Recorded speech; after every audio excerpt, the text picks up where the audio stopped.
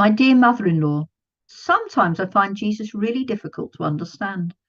Only yesterday he turned away a really rich man, told him he couldn't enter the kingdom of heaven unless he gave away his riches. Surely such a rich person would be an asset to any kingdom. At least that is what I thought.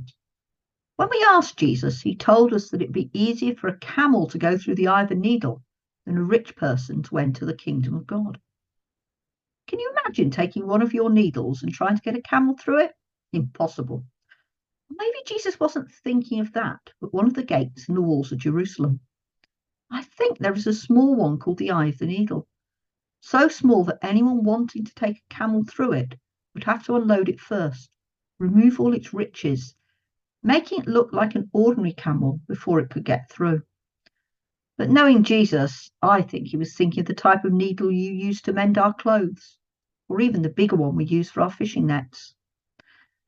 When it comes down to it, it looks impossible for the rich to enter God's kingdom, or at least without a lot of hard work.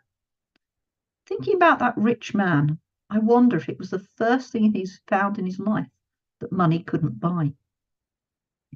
Thinking about what Jesus said, I don't think Jesus is against money or even people being rich. Rather, it is the place it holds in people's lives. The richer someone is, the more time they like to spend on building their riches up, spending it, or even protecting it. And in doing so, it eclipses their relationship with God and maybe their responsibilities towards others. At least I don't have that problem. And as I pointed out to Jesus, we'd given up everything to follow him. He assured us that what we have given up here on earth, we will receive back abundantly in the kingdom of God. More mothers, brothers, sisters, homes, fields, etc. Just imagine I could end up with a fleet of fishing boats. I'm not sure about brothers, though. I think Andrew is enough to have.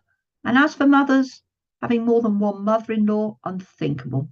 You are irreplaceable. Jesus also said to us that the first will be last and the last first. This made me think. Those who feel they're weak, powerless, and have so little in this life will have more riches than they could ever dream of. And those like that rich man are finding that money may be a greater burden than they realised. Despite that, I wouldn't mind a few more denarii or even a couple of shekels to buy a few honey cakes, to share with all of us, of course, although I may need to test the quality first. Lots of love, Peter.